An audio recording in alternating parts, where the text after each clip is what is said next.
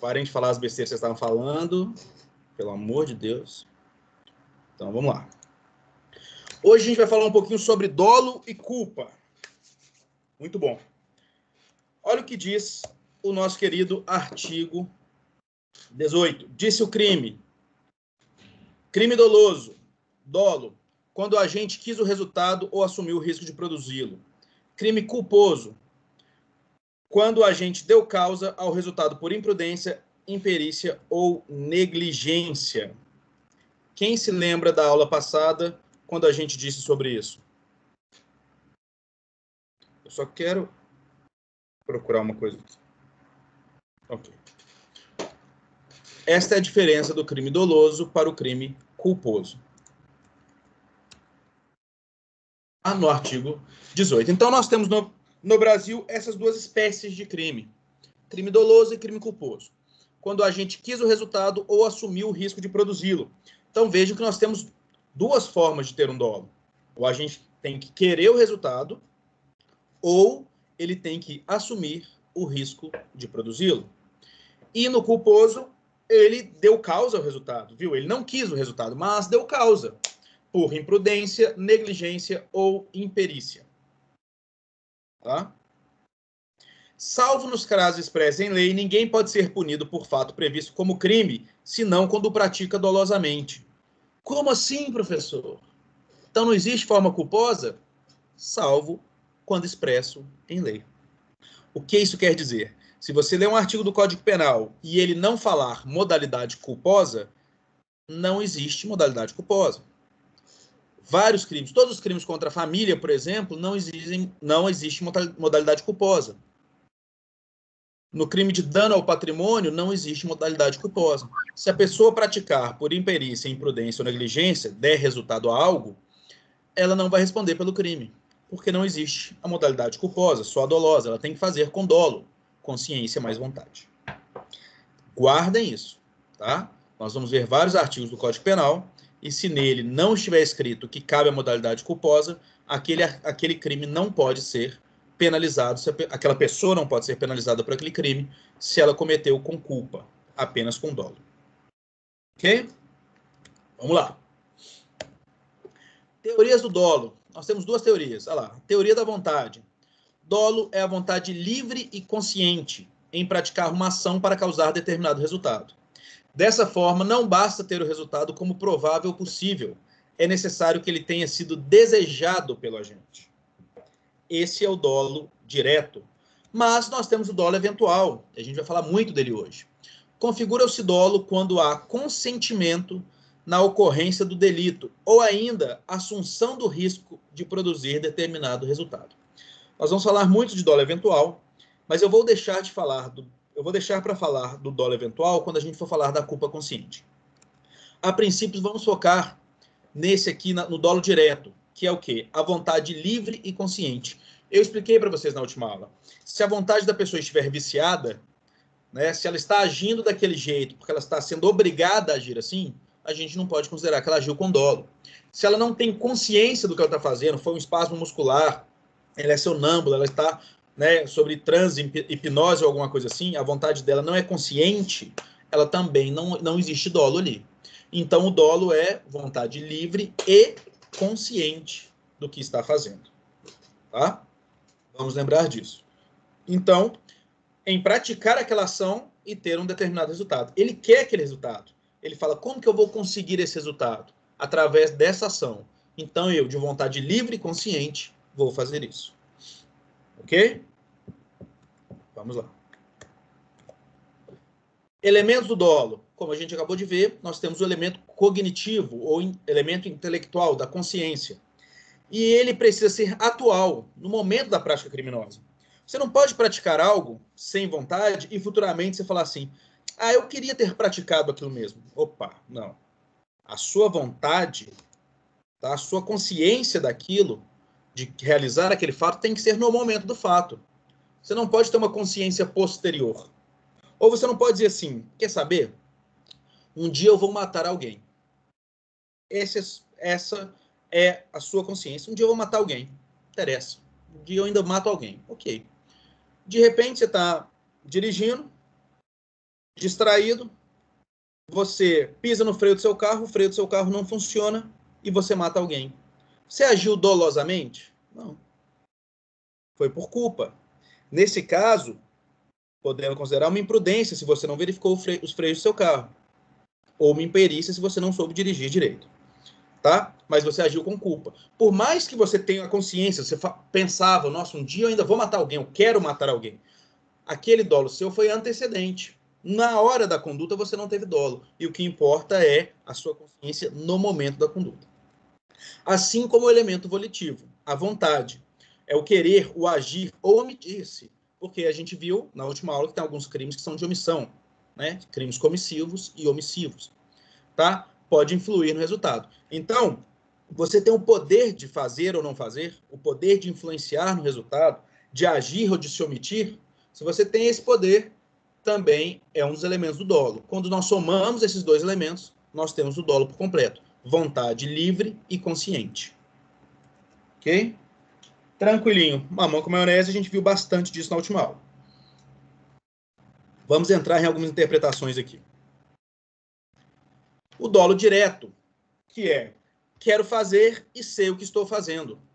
Isso é o dolo direto, é o dolo de 99,9% dos nossos crimes. Eu quero matar alguém e eu sei o que eu estou fazendo para matar alguém. Eu quero roubar alguém e eu sei o que eu estou fazendo para roubar alguém. Quero furtar alguém e sei o que eu estou fazendo. Dolo direto de primeiro grau, objetivo de alcançar um ou vários resultados. Eu tenho o dolo direto de primeiro grau. É o meu objetivo de alcançar um ou vários resultados. Ok.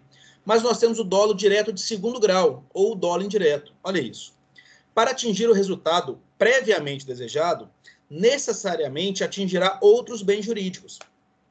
Veja bem, estamos todos aqui comemorando que todo mundo passou em penal, né, seria difícil, mas vamos supor que todo mundo passe em penal no fim do primeiro semestre.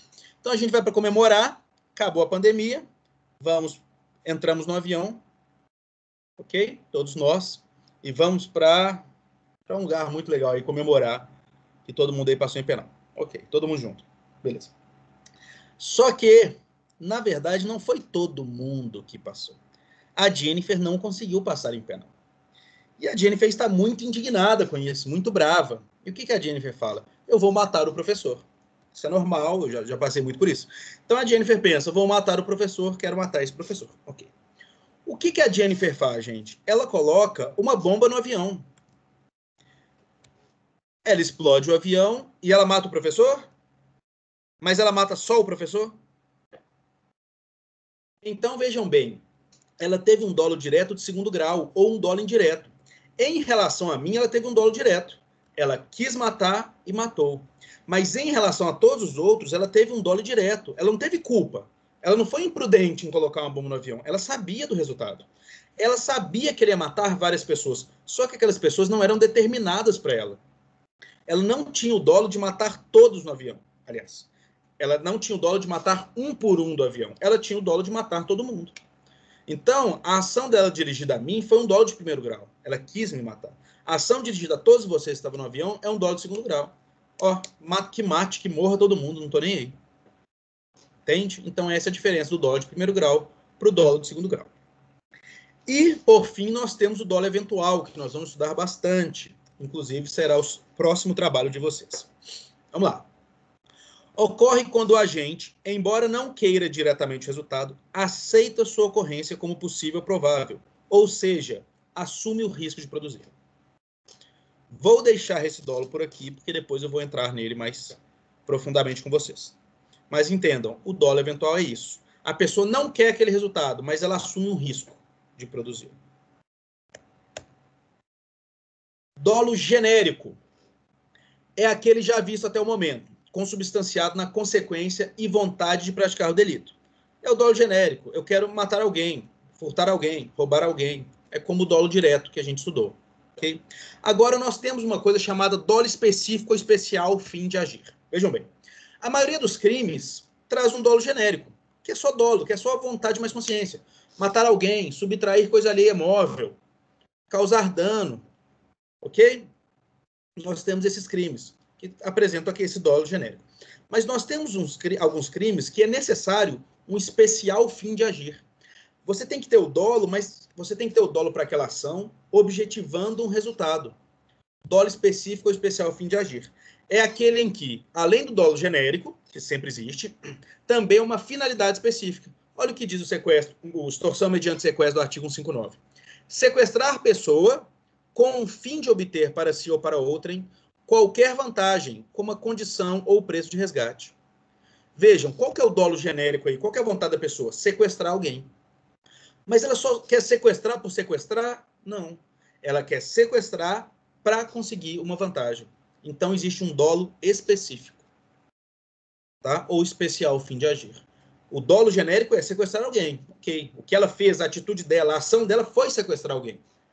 Mas ela objetivou algo com isso? Com essa ação dela, com isso, ela objetivou ter uma vantagem.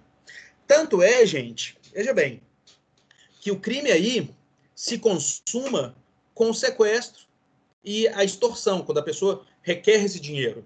Se ela receber esse dinheiro, é mero exaurimento, não muda nada. Ela receber o dinheiro ou não receber, não muda nada, o crime está consumado. A gente vai estudar sobre consumação de crime nas próximas aulas. Mas entendam que não muda. O que muda é, até o momento que ela sequestrou a pessoa, que ela ainda não sequestrou a pessoa e pediu resgate, é tentativa. Quando ela consegue sequestrar a pessoa e ela vai lá e pede esse resgate, não importa que ela seja paga ou não. Importa que ela tenha um dolo genérico e um especial fim de agir. Ela sequestrou alguém com o objetivo final de ter esse resultado, que é o dinheiro. Dolo geral ou erro sucessivo. Ocorre quando o agente pratica uma ação e supõe erroneamente ter alcançado o resultado. Então, o que acontece? Vamos lá. A Raquel, que quer matar a Ellen, o que ela faz? Ela pega e começa a dar umas pauladas, um monte de paulada na cabeça da Ellen. Batendo sem dó. Ela vira e fala assim, quer saber? Eu vou esconder o corpo da Ellen. Eu vou jogar o corpo dela no rio de Itabira. Esconder o corpo dela. Ok. Ela joga o corpo da Ellen no rio. Passado algum tempo, encontra um corpo da Ellen e percebe que ela não morreu pelas pancadas na cabeça. Ela morreu por afogamento. O que quer dizer que quando a Raquel jogou a Ellen no rio, Ellen estava viva. No final, muda alguma coisa no nosso homicídio? Não. O dolo dela era qual, gente? Matar. Que a gente chama de ânimos necandi. O ânimo de matar, a vontade de matar. Só mudou a forma. Em vez de ela ter matado por pauladas, ela matou afogando. Por isso que a gente chama de dolo geral ou erro sucessivo. A pessoa queria um resultado e no final alcançou outro. Quem vai lembrar aí do caso Nardoni? O caso Nardoni, nós poderíamos ter algo nesse sentido. Achando que a menina já estava morta, que a madrasta já tinha matado a menina, o pai joga ela de cima da janela para que pareça um acidente. Mas ela morreu na queda. Não morreu quando a madrasta agrediu. E aí eu queria perguntar para vocês, e se ela tivesse morrido quando a madrasta agrediu? Teríamos alguma diferença? Então vamos lá, a madrasta respondeu, né, porque ela agrediu a menina, tentou matar a menina e ajudou ele a jogar o corpo, ela respondeu pelo homicídio, e ele respondeu pelo homicídio também, porque ele jogou o corpo lá e a menina morreu efetivamente na queda. Mas vamos supor que a madrasta tivesse matado a menina no espancamento.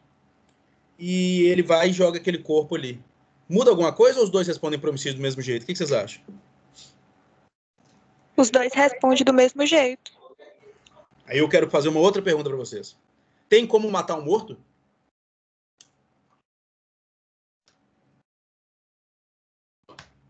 Sim ou não? Tem como matar alguém que já está morto? Não. Não. Então é crime impossível. O pai não responderia por nada nesse sentido, porque ele jogou da janela um cadáver. Ele poderia responder como cúmplice. Depende, não do homicídio, porque se for comprovado que ele não estava no momento que ele matou a criança, ele não responderia por nada. No máximo aí, a gente poderia tentar um vilipédio de cadáver, ou no máximo aí, talvez alguma fraude processual para esconder um corpo, mas crimes muito pequenos.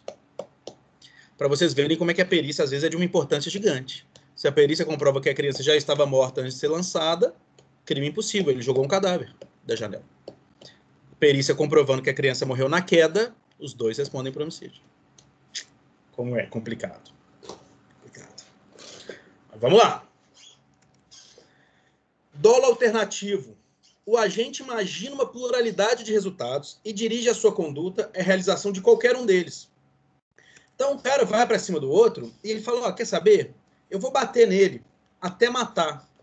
Na verdade, a minha vontade é bater muito.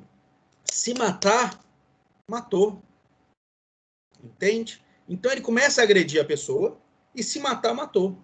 Ele vai responder tanto pela lesão corporal gravíssima ou grave que ele causar, quanto ele também vai responder pelo homicídio que ele causar. Por quê? Porque ele tem um dolo alternativo. Para mim, tanto faz. Ou causar lesão corporal ou causar a morte. Eu não tô nem aí. O dolo dele é alternativo. Qualquer um dos dois me serve. Ok? Do mesmo jeito, nós temos o dolo cumulativo. O agente pretende alcançar dois resultados, cuja lesão refere-se ao mesmo bem jurídico penalmente protegido. O sujeito deseja ferir e depois matar. Aqui é diferente. Eu vou ferir primeiro, eu vou agredir primeiro bastante e depois eu vou dar um tiro na cabeça. É diferente do primeiro, que a pessoa com a agressão leva à morte. No segundo, ele quer agredir, quer ferir primeiro e depois ele quer matar. Gente, isso aqui são só coisas técnicas do dolo para vocês entenderem como ele funciona. Na prática, muitas vezes, o resultado vai ser o mesmo. Muitas vezes, porque aqui nós temos dois crimes. Vocês ainda vão estudar eles. Nós temos a lesão corporal seguida de morte e nós temos o homicídio. Vai influenciar muito qual que era o desejo do autor. Ele quis lesionar e aí acabou chegando à morte, ou ele quis matar e o meio que ele precisou foi a lesão. Vocês vão estudar isso lá na frente. Tá? Aqui é só para vocês entenderem a espécie de dolo. Entrando na culpa. A culpa, gente, é uma inobservância de um dever objetivo de cuidado, dirigido a um fim lícito, manifestado na existência de um resultado não desejado pelo agente, mas objetivamente previsível. Calma, vou explicar para vocês. Todos nós, e isso não falando só de direito penal, todos nós temos o dever de cuidado social. E é por isso que na pandemia está acontecendo o que está acontecendo. Nós temos o dever de cuidado uns com os outros. Tá? Isso é obrigatório. Você tem, veja bem, quando você está numa rotatória, ou na sua preferência no trânsito, e você passa mesmo sabendo que está chegando um outro carro, por que você faz isso? Porque você sabe ou espera que aquela pessoa tem o dever de cuidado, de saber que a preferência é sua. Quando um pedestre atravessa um sinal, né, que está aberto para ele, fechado para os carros, veja bem, nós estamos diante de um risco. Aquela pessoa que o sinal ficou vermelho pode não parar e atropelar o pedestre. Mas o que ele imagina? Que assim como ele tem um dever de cuidado social, a pessoa que está dentro daquele carro também terá para com ele um dever de cuidado social. Então é assim que funciona. Nós temos um dever de cuidado uns com os outros. Tanto é que nós temos dever de cuidado uns com os outros que nós temos o crime que a gente viu na última aula, de omissão de socorro. Nós somos obrigados a socorrer alguém que está em perigo. Não somos obrigados a nos colocar em perigo, mas somos obrigados a socorrer alguém que está em perigo, que seja ligando para a ambulância, para a polícia, para o que for. Somos obrigados. Então nós temos esse dever de cuidado social. Ok? Ok. O crime culposo, ele acontece quando você não observa esse seu dever de cuidado. Tá? Quando você deixa de observar esse dever de cuidado, ele acontece. Você não quer aquele resultado de jeito nenhum, você quer aquele resultado. Mas você deixou de observar. Vamos lá.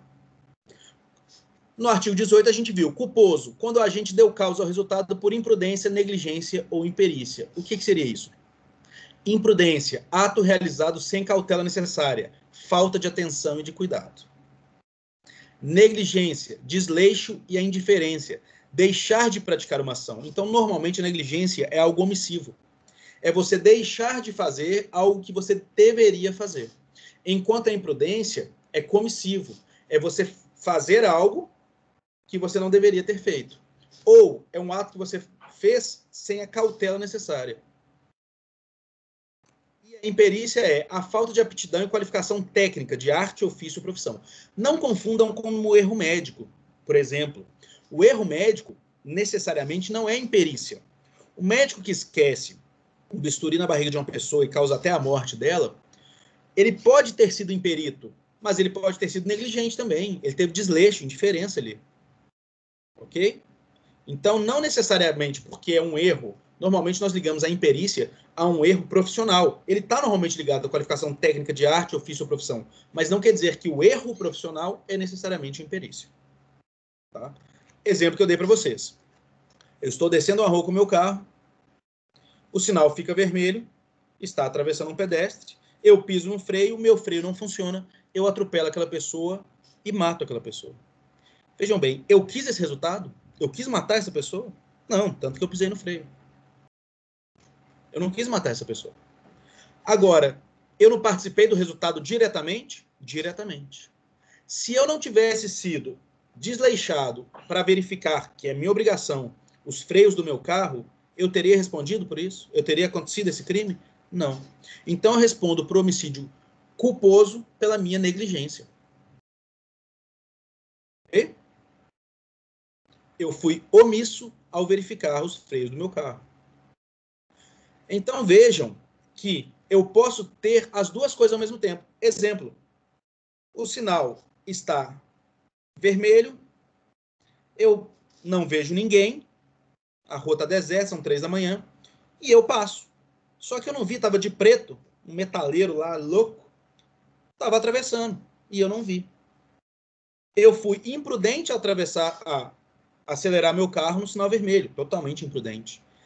Pisei no freio, que daria para frear o carro, mas além de imprudente, eu também fui negligente ao verificar os freios do meu carro.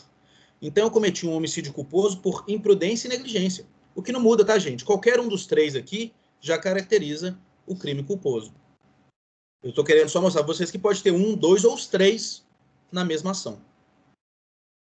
Tá bom? Então guardem isso. O dolo é vontade e consciência. A culpa é você ter participação no resultado final, mas sem querer aquele resultado final. Se agiu por imprudência, negligência ou imperícia. Ok? Essas são as diferenças de dolo e culpa. Então, nós temos a culpa consciente, que a gente vai ver em breve, e nós temos duas formas de culpa também. São três, né? Além da culpa consciente. Nós temos a culpa imprópria.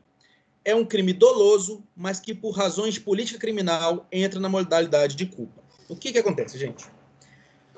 Nós vamos estudar isso ainda. Vocês vão ver que alguns crimes a pessoa comete ele dolosamente.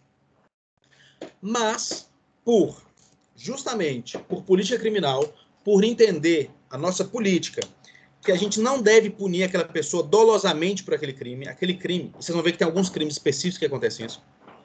A pessoa age com dolo, mas a pena para aquilo seria gravosa demais pela atitude dela. A atitude dela foi muito pequena. Então, por política criminal, a gente coloca a culpa imprópria. Olha, não foi dolo, na verdade foi culpa. Perdão, foi dolo, não foi culpa.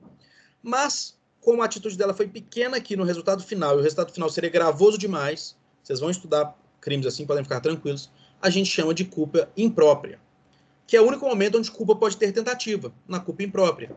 Por quê? Porque se você não quer o resultado, gente, como você vai ter uma tentativa? Como uma pessoa vai tentar fazer algo que ela não quer? Isso não existe. Então, na regra, não existe tentativa em crime culposo, só em crime doloso, exceto na culpa imprópria, que são pouquíssimos casos onde a lei, por política criminal, a pessoa tem uma conduta dolosa, e aí fala assim, a pessoa tem uma conduta dolosa, uma conduta pequena e acaba matando alguém. Ela teve vontade de ter uma ação e o resultado final foi esse.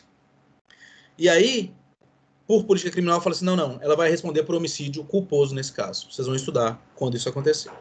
E a culpa indireta, a produção de um resultado culposo de maneira indireta. É o que a gente vê normalmente, a culpa indireta da pessoa. Ok? Concorrência de culpas. Quando dois ou mais agentes agem culposamente, sem nexo entre eles, concorrendo para a prática de um fato definido como crime. Ok? Exemplo, vamos lá. Eu levo meu carro no mecânico. Ok? Levei meu carro no mecânico porque eu tenho obrigação social de cuidar dos freios do meu carro. O meu mecânico é totalmente imperito, ou até imprudente nesse caso, mas mais imperito, porque ele troca as pastilhas do meu carro, mas ele coloca elas de uma forma errada, que faz os freios virem a falhar. Ok. Neste caso, eu freio meu carro, o carro não freia, eu mato uma pessoa. Eu vou comprovar que eu fui no mecânico, vai fazer perícia, vai comprovar que o mecânico errou e o mecânico vai responder para aquele homicídio, dependendo da situação. Certo. Mas, e se eu também fui imprudente? Eu estava acima do limite de velocidade. Então, nós temos uma concorrência de culpas. A minha de estar acima do limite de velocidade e a do mecânico de ter colocado, mexido errado no meu carro. Isso é uma concorrência de culpas. Nenhum de nós dois quis matar alguém, mas nós dois concorremos para aquele homicídio. Tá? Compensação de culpas ocorre quando o agente e a vítima agem em desconformidade com o cuidado objetivo devido, ocasionando o resultado lesivo. É o caso eu estar acima do limite de velocidade, imprudente, e a vítima atravessar no sinal verde. Ela tem culpa, porque ela precisa observar o dever de cuidado de estar atravessando no sinal verde. E eu tenho culpa de estar acima do limite de velocidade e não, né, e por isso não ter conseguido frear. E ter lesionado ela, por exemplo. Nós podemos ter aí uma compensação de culpas dependendo da situação. Tá? Dependendo da situação. E a culpa exclusiva da vítima. Isso aqui vocês vão ver até em crimes dolosos, gente. Acontece culpa exclusiva da vítima. É raríssimo, mas muitas vezes, no resultado final, a gente viu que só a vítima teve culpa naquilo ali. Exemplo. Eu estou no meu carro, no limite de velocidade, andando, trafegando pela via, e aí o sinal está aberto para mim. De repente, a vítima vai e pula em frente ao carro. Ela queria suicidar.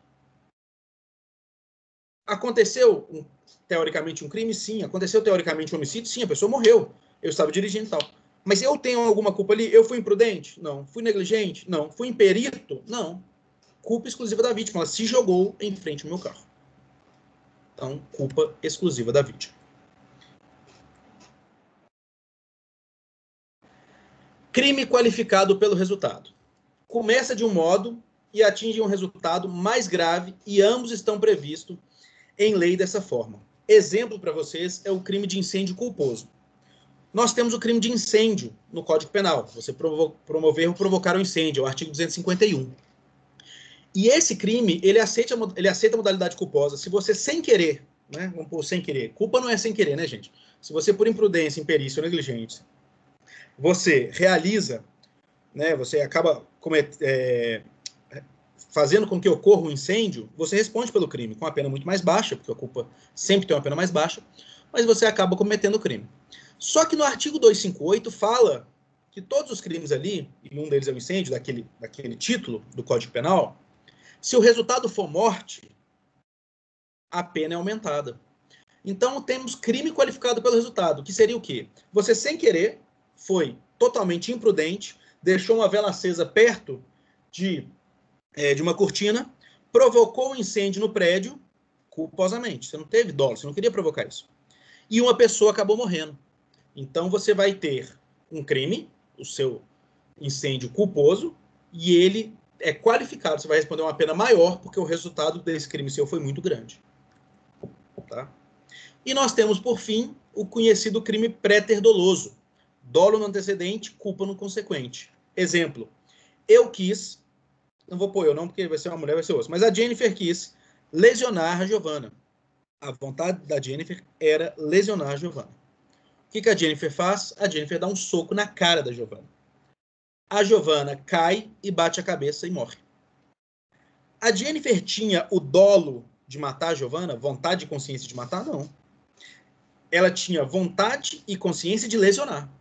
Então, nós temos o dolo no antecedente. Na primeira ação dela, ela teve vontade e consciência. Eu quero lesionar essa pessoa. Ok. Mas ela teve culpa no consequente. No resultado final, que foi morte, ela responde por culpa. São os crimes pré-ter-dolosos. Quando você tem o dolo na primeira ação e a segunda acontece por sua imprudência, negligência ou imperícia. Ela deu um soco nela, ela foi totalmente imprudente ao fazer isso e acabou levando à morte. Mas a morte foi de forma culposa. A vontade dela era só lesionar. E aí vocês vão ver quase todos os advogados, quando nós temos homicídio nesse sentido, tentando jogar esse argumento aqui. Né? E aí cabe a polícia e tal provar que a pessoa teve a vontade de matar ao final. E não a vontade de lesionar e acabou acontecendo a morte. São os crimes pré-ter-dolosos. Ok? Bom, então, até aqui tá fácil. É muito fácil a gente diferenciar o que é a culpa e o que é o dolo. Estão muito longe um do outro. A culpa e o dolo estão distantes um do outro. É fácil. Cara, a pessoa teve a vontade e consciência, ok, dolo, tranquilo. A pessoa agiu de imperícia, imprudente, negligente, não quis aquele resultado e tal, culpa, tudo bem. Mas existe dois institutos que estão exatamente na linha divisória entre dolo e culpa, que é a culpa consciente e o dolo eventual. Despenca em todos os concursos públicos. Todos. É o que mais cai. Culpa consciente e dolo eventual.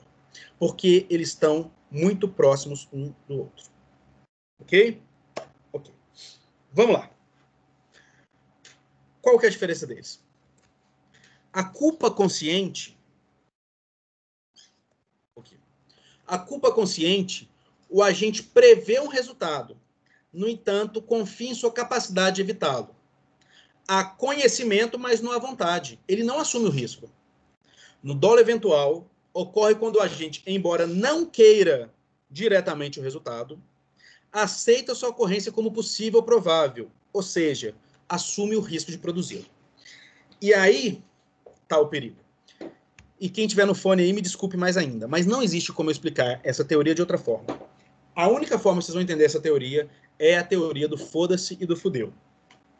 Na culpa consciente, a pessoa age, ela acelera o carro dela, tá cheio de pedestres na via, ela acelera o carro dela e ela fala assim, eu sou um bom piloto, eu dirijo pra caramba, eu confio em mim, eu vou desviar. Ela não consegue desviar, mata alguém e fala, fudeu. Fiz merda.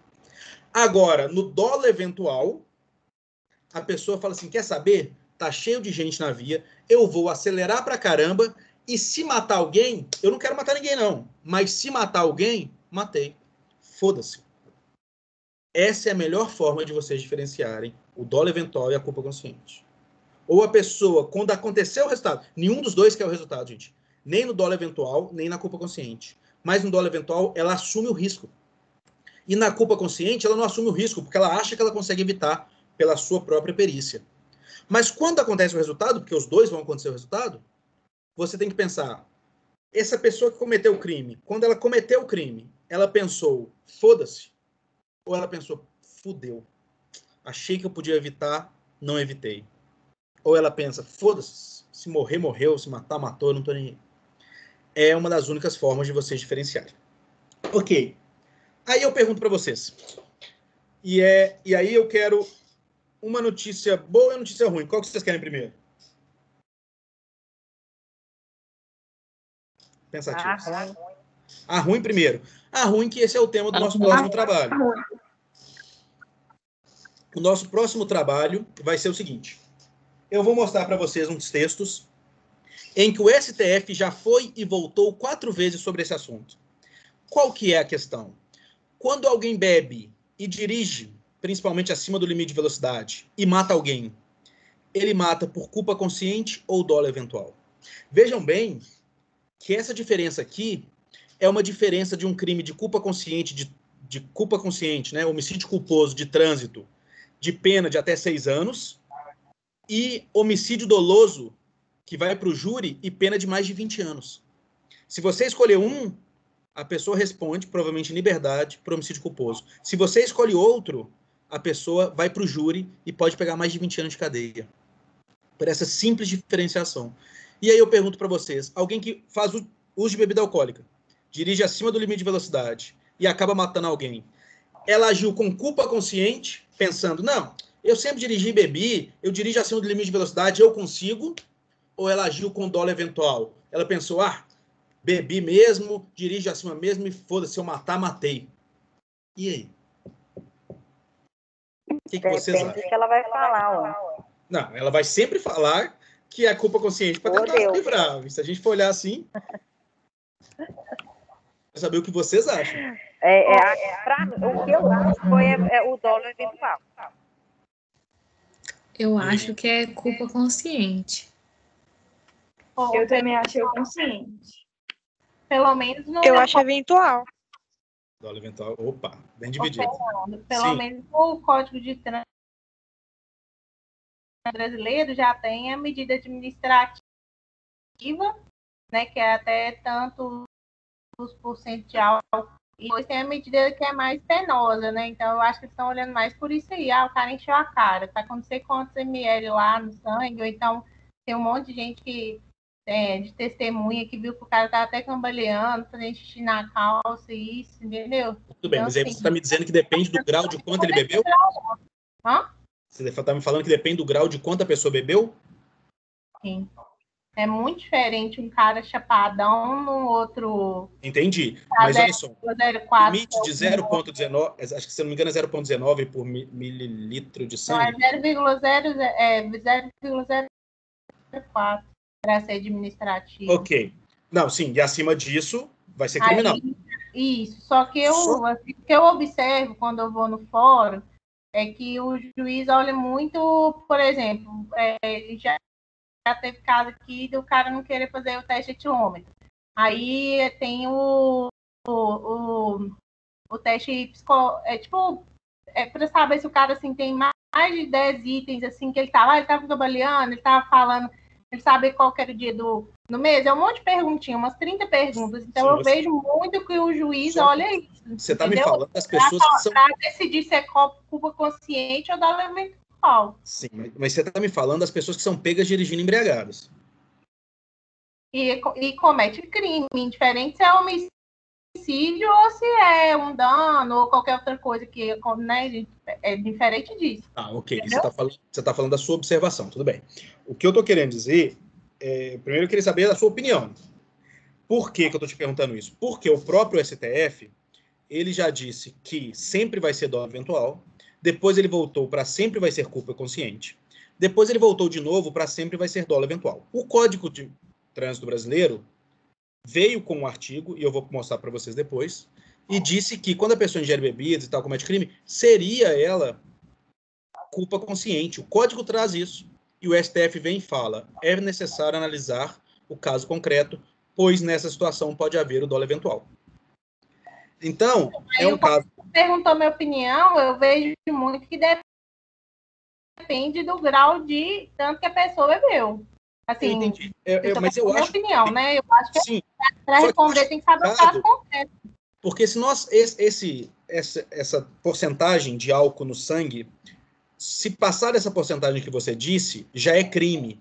Não, professor. Lá eles nem olham muito assim, porque é muito difícil alguém fazer teste de etilômetro. Só o cara que está muito chapadão. Entendi, eles olham muito assim, aquele teste eu tenho que ler o nome, não. São umas 30 perguntas. Eles olham muito isso e o que o policial viu na hora. Mas assim, deixa eu te falar. As testemunhas e tudo e tal. Entendi. Mas o que eu estou querendo te dizer é, se acima disso, dessa quantidade mínima, já é crime, e nós estamos falando de consciência da pessoa, nós não estamos falando da consciência dela de beber mais ou de beber menos. Se ela, acima desse mínimo, que é uma quantidade muito pequena, a pessoa que bebe muito pouco, ela já ultrapassa o mínimo para ser considerado crime.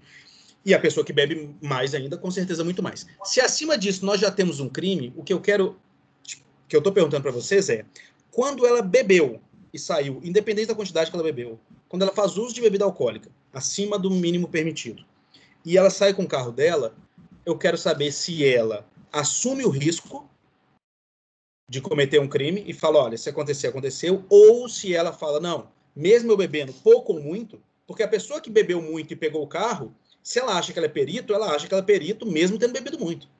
Então, se ela pegou o carro e pensou, não, mesmo bebendo muito ou pouco, eu consigo desviar do que aconteceu, eu estou com um reflexo bom, ou se ela pensou, não, eu bebi, vou dirigir rápido mesmo e foda-se, se eu atropelar alguém e matar, matei. Essa que é a questão. Tem esses dois tipos de pessoas, é isso que eu tô falando com o senhor hoje. Eu acho que você não está me entendendo. Eu sei que existem esses dois tipos. Porque assim, tem esses dois tipos de pessoa. Tem o que vai beber e vai falar assim, foda-se. E tem o que vai beber e que tá pagando pau, ganhou o chifre da mulher, ou qualquer outra coisa. Isso vai contra... fazendo o carro a extensão do corpo dele, que é fuder com todo mundo, entendeu? Mas é por isso que eu estou falando que isso vai contra o argumento que você usou da quantidade de álcool. Porque vai ter gente que vai beber mais e vai ter culpa consciente falando, não, eu confio na minha habilidade, ele é um piloto profissional, e tem gente que vai beber menos e vai falar... Não, eu falei com o senhor que na prática, o que eu vejo os juízes e promotores fazendo isso. Eu falei isso, senhor.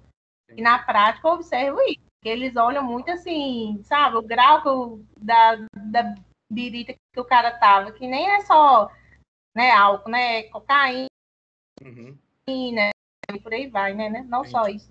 Não, Deixa até pior, cara. Então eu vou trazer para vocês todo esse histórico da bebida e direção no Brasil, o pensamento do STJ, o pensamento do STF, como eles foram para um lado e para o outro, como a lei mudou, eles continuam pensando. E eu quero que vocês, aí eu vou trazer um texto de alguém que bebeu e dirigiu, texto simples, e eu quero que vocês me deem a opinião de vocês e o porquê que vocês acham que deve ser considerado dolo consciente ou dolo eventual ou culpa consciente. Lembrando que eu não vou dar no texto a intenção da pessoa, porque justamente essa é a discussão. Porque se eu falar com vocês, a pessoa saiu e falou, se eu atropelar, atropelei, ou a pessoa saiu e falou assim, eu confio em mim mesmo, aí fica fácil de saber. Mas nós estamos diante de um caso concreto. Nós estamos diante de algo que acontece, agora um pouco menos, mas que acontecia todo final de semana no Brasil, principalmente, de alguém que bebeu, dirigiu e matou uma pessoa. Se a gente for perguntar a essa pessoa a vontade dela, ela sempre vai falar que não teve vontade de matar, óbvio. Ela vai querer pegar mais de 20 anos de cadeia? Não, ela vai sempre jogar para baixo. Mas eu quero saber de vocês o que vocês acham, como vocês julgariam essa pessoa. Se vocês acham que só o fato da pessoa beber e estar acima do limite de velocidade, ela está num dolo eventual porque ela está assumindo um risco, ela fala, não, se eu atropelar, atropelei, eu bebi, estou acima do limite de velocidade, isso teoricamente já faz a pessoa assumir um risco, ou se mesmo assim vocês acham que a pessoa bebendo e dirigindo, ela está sempre confiando que ela não vai acontecer nada, que ela não vai matar ninguém. Lembrando que nos dois casos a pessoa não quer o resultado. Em um ela assume o risco, no outro, se ela acredita mesmo que não vai acontecer, que ela é perita o suficiente para evitar. Agora a notícia é boa, né? Fernando. Pode falar. Uma dúvida. Claro. Até para eu poder formular melhor o que eu estava pensando quando você fez a primeira pergunta. Sim. A avaliação da culpa consciente do dolo eventual é importante o que o acusado vai estar falando? Por exemplo, ou é o resultado que conta? Porque eu entendi pela sua explicação que a culpa consciente ela lida muito com o que é condicional. Por isso que, quando você perguntou, eu primeiramente pensei que fosse mais voltado para a culpa consciente, porque sabe que está infringindo uma regra e que isso pode trazer uma série de problemáticas depois. Ou seja, ela é mais condicional. Por isso a minha pergunta, até para eu ter mais exatidão no que eu estou pensando, a resposta única, o que o suspeito ali, né, vai relatar importa, ou se para essa avaliação o que importa realmente é o dano causado, o que aconteceu. Então, eu vou te explicar, assim, o que acontece. Teoricamente, no mundo das ideias, que é o mundo que a gente trabalha no direito penal, nós temos que trabalhar com o ânimos da pessoa. O ânimos é a vontade. E aí nós temos que saber qual vontade ela tinha. Só que o autor, ele nunca vai falar, ou quase nunca, né? Ele vai falar a vontade real. Porque ele já foi instruído para um advogado, o advogado dele fala que você, lógico, não tinha intenção, que você não assumiu nenhum risco, que você dirige, tem mais de 30 anos de carteira, e que você nunca teve um acidente, e que você sabia que isso não ia acontecer, que você dirige, assim, todos os finais de semana, por exemplo, que você sabia que não ia acontecer. Então, assim, é importante o que o autor vai falar? Mas a gente sabe que o autor, no Brasil, ninguém é obrigado a fazer prova contra si mesmo. Um dos motivos que ninguém é obrigado a fazer o teste do etilômetro, o teste do bafômetro. Então, é importante, mas a gente tem que saber que essa pessoa vai sempre querer se defender. Se eu tivesse que dar isso para vocês como prova, eu seria obrigado, para ter uma resposta correta, a dizer qual que foi o ânimo, qual que foi a vontade. Porque senão não tem resposta. Agora, eu estou trazendo, por isso que eu estou trazendo como trabalho, porque eu quero mostrar para vocês algo que os juízes enfrentam todos os dias. E o juiz vai perguntar para a pessoa, claro que ela sempre vai falar que ela agiu com culpa, que ela era perito o suficiente para desviar. Mas a discussão aqui é, só o fato da pessoa beber, dirigir acima do limite de velocidade, teoricamente ela já está assumindo risco? Ela fez isso, ela já está assumindo risco? Ou não?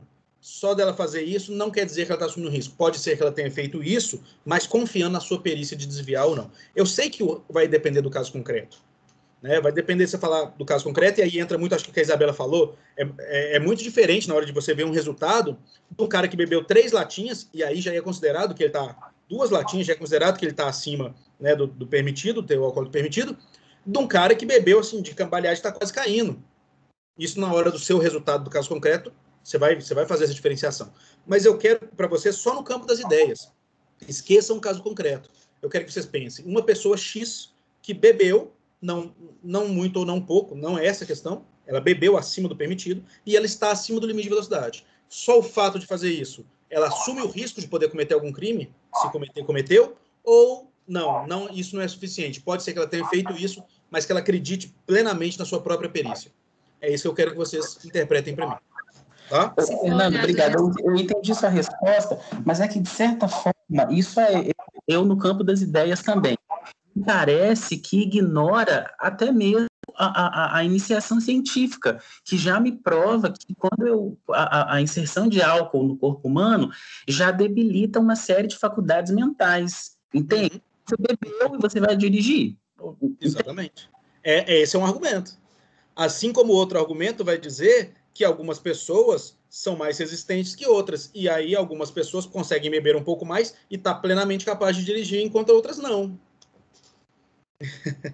Então, é bem famílico, né? Mas tudo bem. É porque, assim, exatamente o que você disse. Se existe, aí esse é um dos argumentos. Se existe um limite mínimo, quem ultrapassou aquele limite já está errado. A pessoa não deixa de cometer o crime de embriaguez ao volante se ela é pega de nenhuma das duas formas. A nossa dúvida é, quando ela vem realmente a cometer um crime, a matar alguém, a lesionar alguém, ela assumiu um risco ao dirigir, bêbado, ou ela, sabendo que está errada, ela está cometendo o crime de embriaguez ao volante, mas ela tem certeza que se aparecer alguma coisa, ela vai conseguir desviar, os reflexos dela estão bons e tudo isso. Essa é a discussão. Tá? Obrigado. Nada, que isso. Mais alguém ia falar, parece? Não? Ok. Notícia boa agora, gente? Notícia boa agora. Dolo e culpa não cai na prova de vocês. Tá?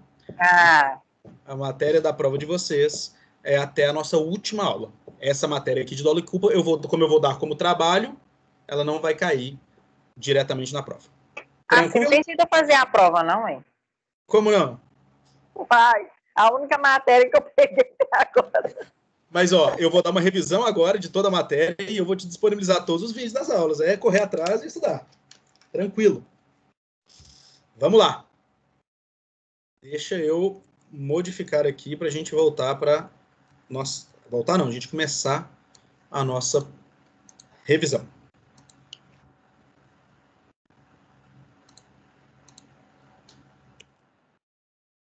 Gente, eu vou dar 8h12. Eu vou dar para vocês aí até 8h20. Pra vocês beberem uma água, ir ao banheiro e a gente volta já na revisão. Tá bom?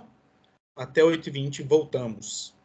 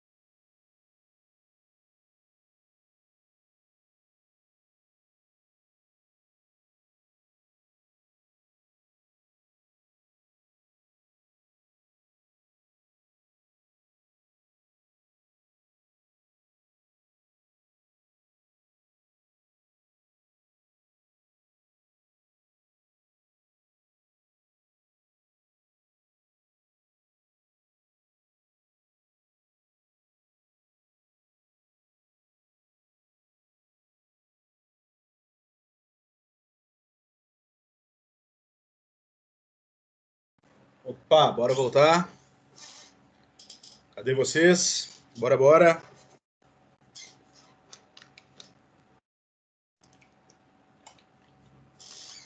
Bora, cadê vocês? 1, 2, som testando. Pensa, você tá 1 minuto adiantado. Não é possível. O meu relógio já deu. Ó, meu relógio, eu estou 2 minutos atrasado. Meu relógio são 2 já. Ah, agora deu 8h20. Ó, esse relógio de Itabira tá errado. Esse relógio de Itabira tá diferente. Mas vamos lá. É o fuso horário. O fuso horário daqui é diferente de Itabira. Então vamos lá. Vamos para a nossa revisão. Norma penal, a gente estudou, primeira aula, é a descrição de uma conduta proibida com ameaça de sanção. Qual que é a descrição de uma conduta proibida aqui no artigo 121? Matar alguém. Qual que é a ameaça de sanção? Se você fizer isso, reclusão de 6 a 20 anos. Preceito primário e preceito secundário. Preceito primário é a descrição da conduta proibida. Matar alguém. Preceito secundário é a pena, reclusão de 6 a 20 anos. Mamãozinho com maionese aqui, hein? Mamãozinho com maionese. Norma penal completa. A descrição da conduta é completa, é perfeita, sem que seja necessário recorrer a outras normas para interpretação. Todo mundo sabe o que é matar e todo mundo sabe a que se refere a alguém. Por isso que se a gente matar um cachorro não é homicídio, matar um passarinho não é homicídio, porque matar alguém, não precisa de complemento. Mas existem normas incompletas que precisam de complemento. São 2 formas. Nós temos o tipo penal aberto. O complemento é valorativo. O juiz vai valorar aquela questão, porque ela é uma norma penal aberta, dependendo do caso concreto. Exemplo, artigo 233. Praticar ato obsceno em lugar público, ou aberto, ou exposto ao público. Pra vocês entenderem esse artigo, local público é que todos podem ir. Local aberto ao público é teatro, cinema, show, que você tem que pagar, mas qualquer um pode ir.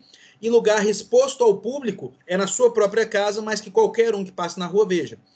Em qualquer um desses 3 lugares, você praticar ato obsceno é crime. A pergunta é, o que é ato obsceno? E aí uns vão falar que se masturbar seria um ato obsceno no meio da rua, né? Ou na sua casa todos vejam. Outros vão falar que as mulheres andarem sem blusa, sem sutiã, o topless seria um ato obsceno. Poderia cometer esse crime aqui. Alguns vão falar que não. Alguns chegam a falar que o beijo lascivo, aquele beijo com muito fogo, com muita pegada, seria um ato obsceno. Para alguns, não. Então, vai depender da valoração do juiz. É um tipo penal aberto. O juiz vai valorar isso aqui. O juiz vai dizer, dependendo da cidade, dependendo da região. Eu falei com vocês não devem ver em Itabira, como eu não vejo aqui em BH, as pessoas irem no supermercado de biquíni, de sunga. No Rio de Janeiro, isso é extremamente comum. Então, dependendo da região, dependendo da localidade, dependendo da forma, talvez, claro, gente, isso pode ser questionado, mas o juiz de uma cidadezinha lá do interior, extremamente conservadora, a cidade, considere um beijo lascivo na praça da igreja, na porta da igreja lá, na praça da igreja, que normalmente a cidade do interior tem, né?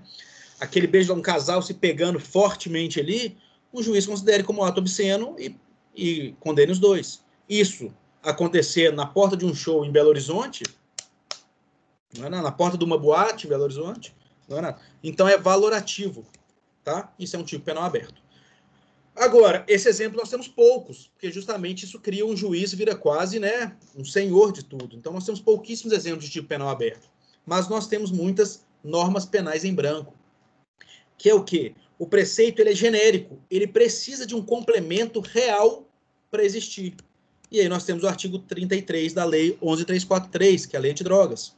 Ela fala com vocês que você não pode portar, né, que você não pode utilizar, você não pode portar, você não pode vender, você não pode comprar, você não pode plantar, você não pode fornecer, ainda que gratuitamente, tal, drogas. E aí foi o questionamento que eu fiz para vocês. O que é droga? Maconha é droga? Cocaína é droga? Funk é droga? Não sei. Cada um vai interpretar. Agora, para isso, não existe interpretação. Não é um tipo penal aberto.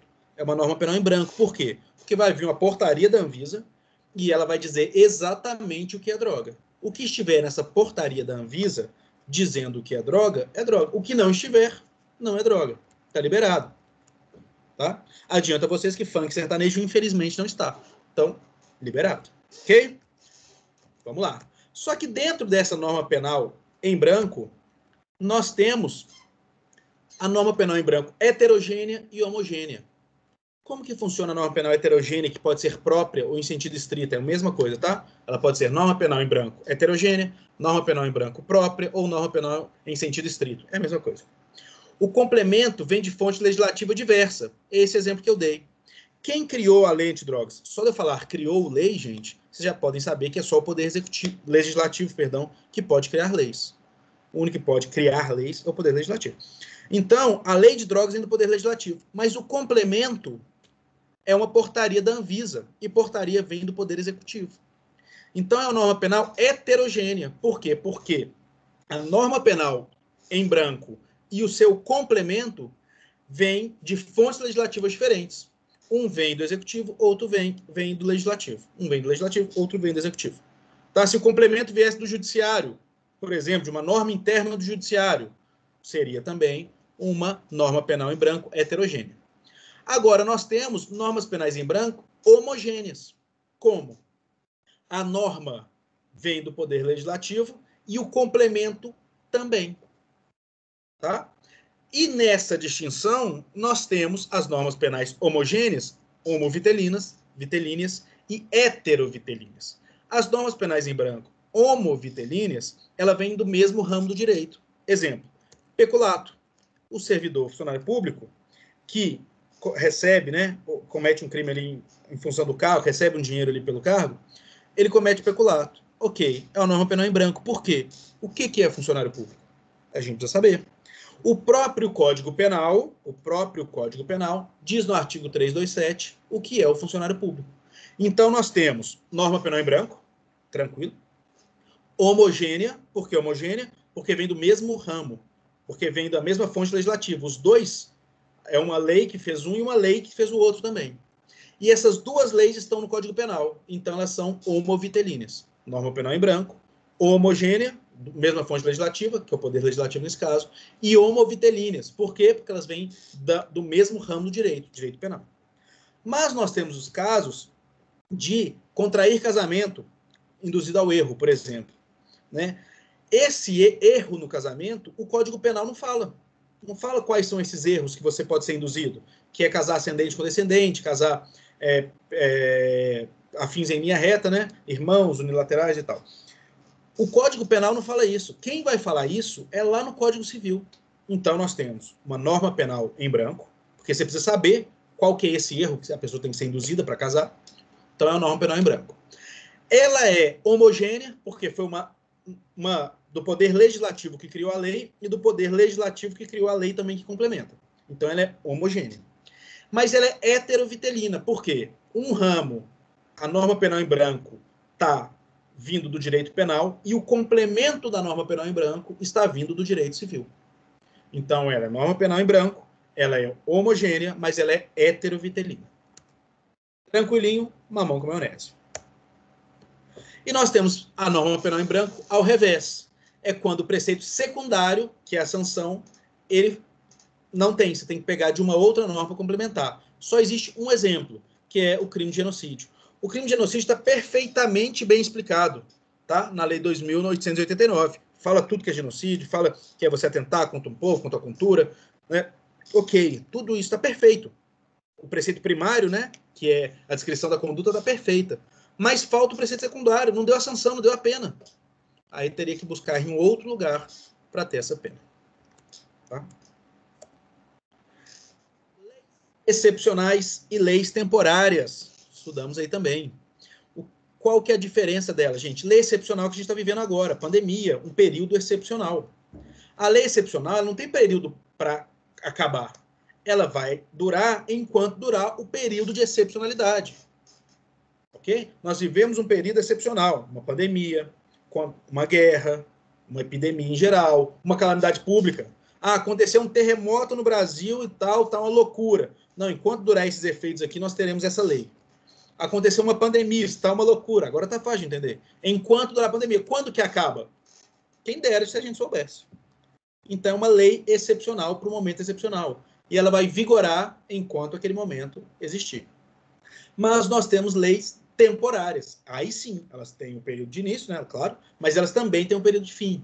É a lei seca no período eleitoral. Não pode comprar, vender bebidas das 6 da tarde do dia anterior às 6 da tarde do dia seguinte, ou meia-noite, vai depender de como ela foi editada.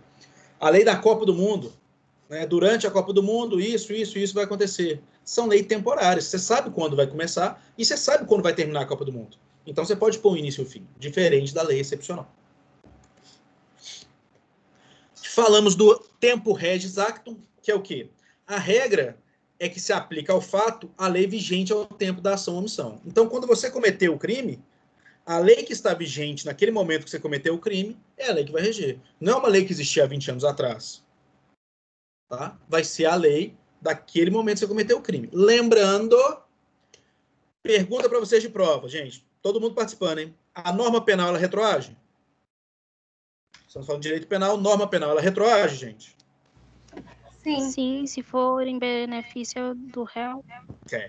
A sua resposta está... A resposta de todo mundo está errada e o complemento está certo. A resposta é não. A norma penal não retroage, exceto em benefício do réu. Então tome cuidado. Se tiver só sim e não, a resposta é não. Porque benefício do réu é uma exceção. Então, a norma penal retroage? Não. Exceto para beneficiar o réu. Tome cuidado. Mas, professor, Eu já ia falar. Pode falar? Pode falar? Pode. Professor, e aquela questão, por exemplo, do julgado da pessoa, julgamento, né? Se, por exemplo, o cara, que até deu exemplo lá do Fuleco, lá pro senhor. Aí ela vai retroagir, porque naquela época ele cometeu aquele crime, e por isso que eu fico com dúvida de Como é que é? Eu não entendi. Falar que não. Fala de novo, por favor. Eu não entendi. Repete. Eu fico meio assim de responder tão taxativamente que não, porque, por exemplo, se o cara cometeu o crime numa lei temporária, no caso da Copa do Mundo, comprando lá o fuleco ilegal, que é aquele bichinho lá, e ele for julgado agora, em 2020, a lei vai ir lá atrás para julgar ele. Como assim a lei vai lá atrás? A lei não é do momento da ação ou omissão?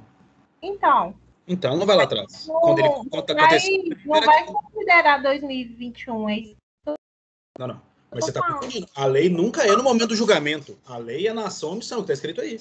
Se aplica a lei ao momento da sua ação ou omissão. Quando ele teve a ação ou omissão? Na época da Copa. Lei da Copa. Não está retroagindo. Tá. O que vai acontecer é, esquecendo, porque lei temporária e lei excepcional, não pega isso aqui que eu estou falando com vocês. Lei excepcional e lei temporária, a pessoa depende do momento. Está dentro da lei excepcional e temporária, ela vai responder eternamente. Agora, a pessoa cometeu um crime há 5 anos atrás. Ela vai responder pela lei em vigor naquela data. Mas se hoje, aquele crime que ela cometeu, a pena antes era de 10 anos quando ela cometeu, e hoje baixou para 3, ela vai ter esse benefício de responder como se fosse 3 anos. Então, mas aí minha pergunta é essa, eu tenho que olhar o enunciado se está falando bem assim, explícito que não é lei temporária e nem excepcional, porque senão eu não posso falar tão taxativamente assim, né? Pelo contrário, o enunciado que tem que falar se é lei excepcional ou lei temporária, porque a regra é norma penal não retroage. Tá certo. Existe alguma exceção? Sim, para benefício do réu. E se for lei, norma penal temporária ou excepcional? Aí você vai responder que ela não retroage nem para benefício do réu. Tá. Então são a regra e 3 tipos de exceção. Mas se tiver assim, não vai ter isso. Mas se tiver assim, certo ou errado, norma penal não retroage, certo. Norma penal não retroage, exceto para benefício do réu, certo. Norma penal não retroage, norma penal excepcional ou temporária não retroage nem para benefício do réu, certo. Então, lembrando, norma penal não retroage. Se estivermos diante de uma norma temporária ou excepcional, nem para benefício do réu, ela não vai retroagir nunca. A pessoa responde pela lei que está acontecendo no tempo que ela praticou o crime, não no tempo que ela vai ser julgada. Então, eu pratiquei o crime em 2015. Qual que era a lei de 2015? Vou responder por essa lei. E acabou. Se for temporário e se for excepcional, mais ainda. Acabou. Agora, se eu pratiquei um crime, qual lei que estava em vigor? Tal lei. Era excepcional ou temporária? Não. Agora que eu estou sendo julgado em 2021, tem uma lei mais favorável para mim. Opa, aí sim. Ultratividade da lei penal, que esse caso ela vai para frente, ela não vai retroagir, E aí eu vou pegar a lei mais benéfica, porque ela retroage para beneficiar o réu. Tá? Tempo do crime. Nós vimos que o nosso código usa a teoria da atividade. Considera-se praticado o crime no momento da ação ou omissão. Então, independente de quando foi o resultado. Se eu dei um tiro na Ellen hoje e ela vem a morrer 6 meses depois, a data do meu crime é hoje. Tá? Não importa quando aconteceu o resultado. Importa quando eu cometi o crime. Ação ou omissão. Se eu causei uma omissão de socorro, deixei de socorrer alguém, e a pessoa veio a morrer 3 meses depois, por causa daquela omissão de socorro, eu respondo pela crime naquele dia. Embora a omissão de socorro é um crime formal, não precisa nem ter resultado, né? Só de você omitir o socorro já é crime. Mas só para vocês entenderem. Tá? Então, guardem isso. O Brasil adotou a teoria da atividade. Considera praticado o crime no momento da ação ou omissão. Esqueçam o resultado. Quando se deu o resultado, não importa. Importa a minha ação ou omissão. Aquele dia é o dia do crime. Isso conta? Conta muito. Porque se eu cometi o crime quando eu tinha 17 anos, 364 dias, e a pessoa morreu 3 dias depois, eu sou menor e eu vou responder por crime análogo ao homicídio, não por homicídio. Isso muda tudo. Tá? Conflito aparente de normas. Matéria que a gente bateu bastante aqui. Por que ele é aparente, gente? Porque não existe conflito real de normas. Nós podemos ter 2 ou mais normas penais querendo decidir um caso, mas nós sempre sabemos qual que a gente vai usar. Por quê? Porque nós temos 4 princípios que resolvem isso. Especialidade, subsidiariedade, consulção e alternatividade. Princípio da especialidade. A lei específica ela vale mais que a lei geral. Vamos lá. Matar alguém, eu falei com vocês, ok, homicídio. Quando a mãe, sob o estado puerperal, no parto ou logo após, mata o seu próprio filho, ela cometeu um homicídio? Sim, matou alguém. Só que existe o crime de infanticídio. Então, ele é mais específico do que o homicídio. Você vai usar o princípio da especialidade. Olha, esse crime aqui, ele encaixa perfeitamente a conduta da pessoa. O outro também encaixa, ela matou alguém. Mas esse aqui é mais específico, ele descreve exatamente o que a pessoa fez. Vamos supor que existisse o crime. Vamos lá. Homicídio, matar alguém, que existe. E vamos supor que existe matar alguém que tenha entre 25 e 30 anos. Se você mata alguém que tem entre 25 e 30, é homicídio? É. Mas existe agora um crime que é mais específico. Então, pelo princípio da especialidade, você vai sempre buscar o crime mais específico, que se amolda mais perfeitamente ao que a pessoa cometeu. Tá? Então, se a gente tiver um crime amanhã, matar alguém com um tiro na cabeça. Diferente de homicídio, com a pena maior. Então, se a pessoa cometer matar alguém, matou? Matou. Ah, foi com um tiro na cabeça? Opa, nós temos aqui um outro artigo que é mais específico. Então, sempre princípio da especialidade. Mas nós temos o princípio da subsidiariedade, o soldado de reserva. O cara queria matar uma outra pessoa. E ele estava andando com a arma na rua para fazer isso. Mas ele não começou a execução, ele não começou a tentar matar.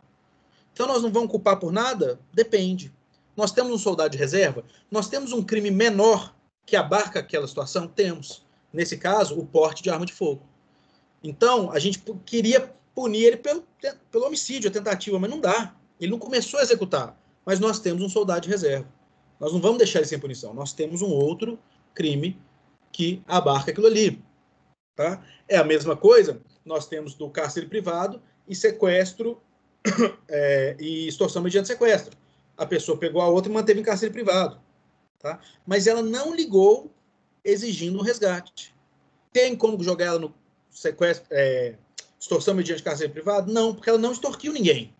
Poxa, mas não vão punir por nada? Vamos. Nós temos aí um soldado de reserva, nós temos um outro crime que pune isso, que é o cárcere privado. Então, nós temos assim que funciona. Tranquilo até aqui?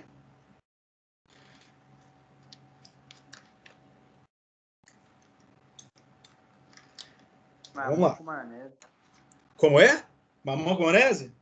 É isso. Depois vocês experimentem para você ver. Quem fizer isso um dia, eu vou ficar muito feliz. Né? Mas não faço, pelo amor de Deus. Vamos lá. O princípio mais usado, gente, esse aqui é usado assim, vocês vão ver julgados do STF usando esse princípio o tempo inteiro quando tem 2 normas penais.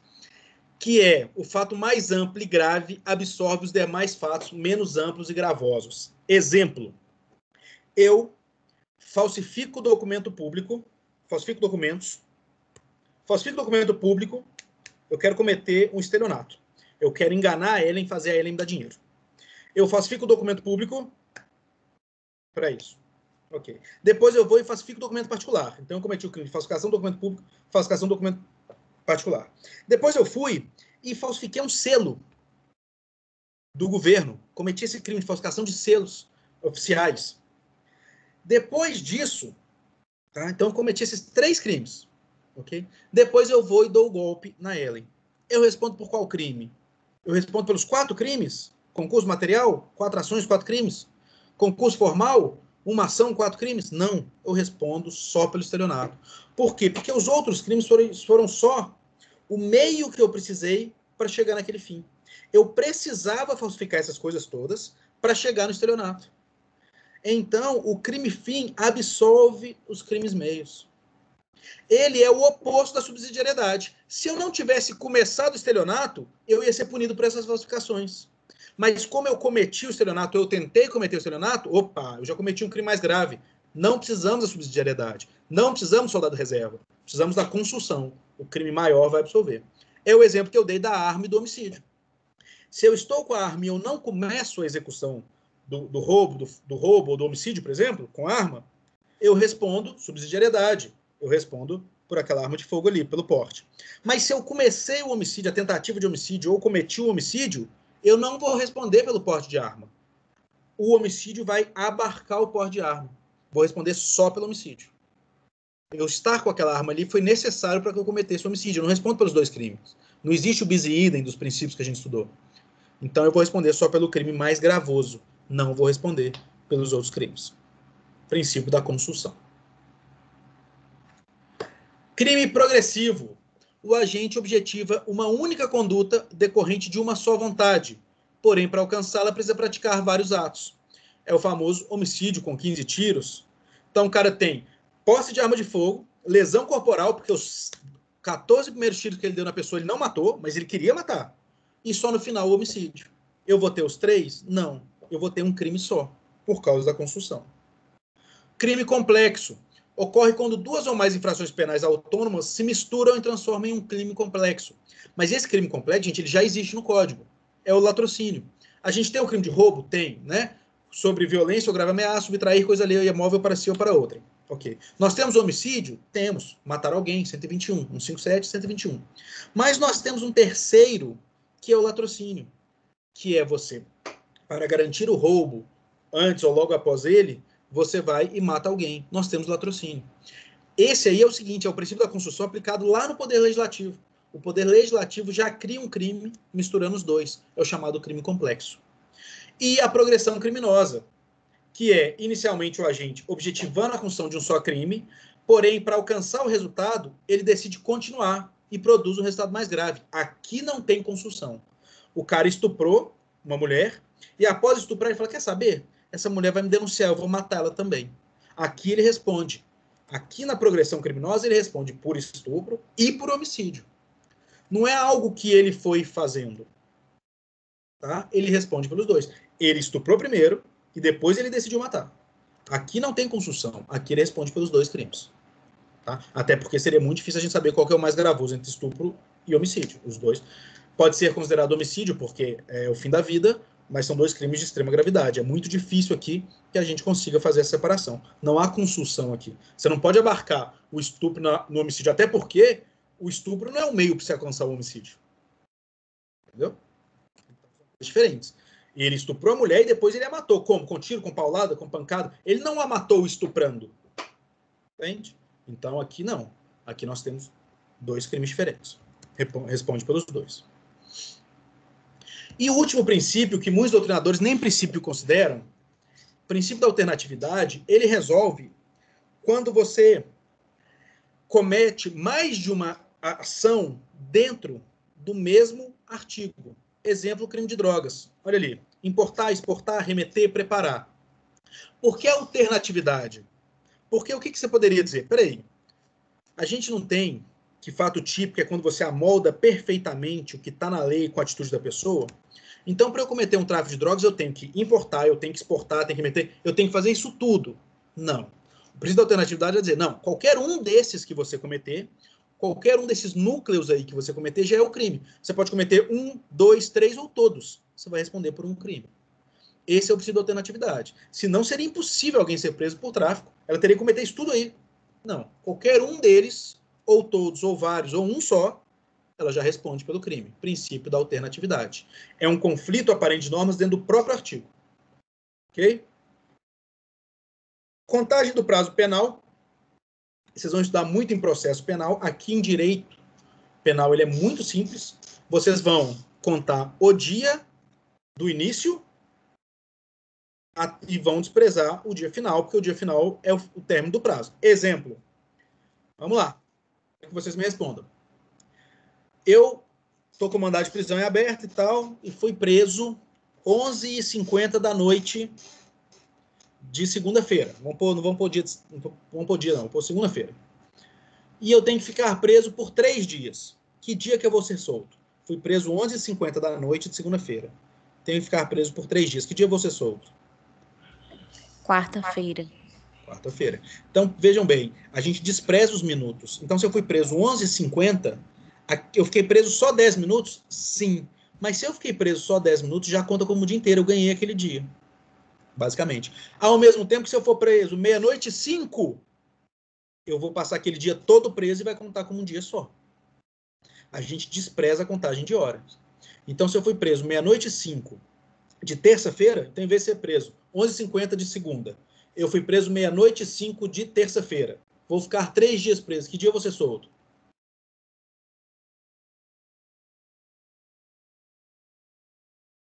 Meia-noite e 5 de terça-feira, vou ficar 3 dias preso. Que dia eu vou ser solto? Quinta-feira? Quinta-feira, exatamente. Vamos contar terça, quarta e quinta. Exatamente. Só cuidado com o que eu falei com vocês. Uma questão técnica. Eu fui apreendido pela Polícia Militar numa segunda-feira, 11h50 da noite. Ok? E vou ficar 3 dias preso. Que dia que eu vou sair? Vai contar 3 dias a partir que for preso. Então, provavelmente vai ser preso na terça, então vai sair na quinta. Exatamente. A ratificação da minha prisão, que só vai ser dada pela Polícia Civil, ela provavelmente, e depois de ser ouvida todas as pessoas, inclusive os policiais militares, ela não consegue ser feita em meia hora, em 10 minutos. Então, se eu fui recolhido, se eu fui apreendido, né, não preso, apreendido pelos policiais militares 11h50, provavelmente a minha ratificação de prisão só saiu depois de meia-noite. Então, eu vou começar a contar na terça. Então, terça, quarta e quinta. Ok? Porque quem vai dar a ratificação de prisão seria a Polícia Civil. Tá? Aqui o prazo suspenso e interrompido, ele é bem tranquilo. O prazo suspenso, ele para enquanto durar a suspensão e volta de onde ele estava. O prazo interrompido para e volta do zero. Então eu tenho 5 dias. 1, 2, 3, suspendeu. O tempo ficar suspenso, está suspenso. Não conta nada. Voltou da suspensão, tem os motivos de suspensão, que não é a nossa matéria de processo, continua contando. 4 e 5. Agora, os casos de interrupção 1, 2, estou contando meu prazo. 1, 2, 3 dias. Opa, caso de interrupção. Volta no dia 1. 1, 2, 3. Essa é a diferença de casos de suspensão e interrupção de prazo. Bom, com essa explicação aqui, na prova que vale, acho que 1.000 pontos, né? Com certeza aí uns 45 pontos eu já dei para vocês. Certeza, tranquilo, vocês tirarem. Essa revisão aqui, fácil. Vamos lá. Alguma dúvida? Deixa eu parar de gravar aqui para vocês poderem falar as besteiras que vocês falam.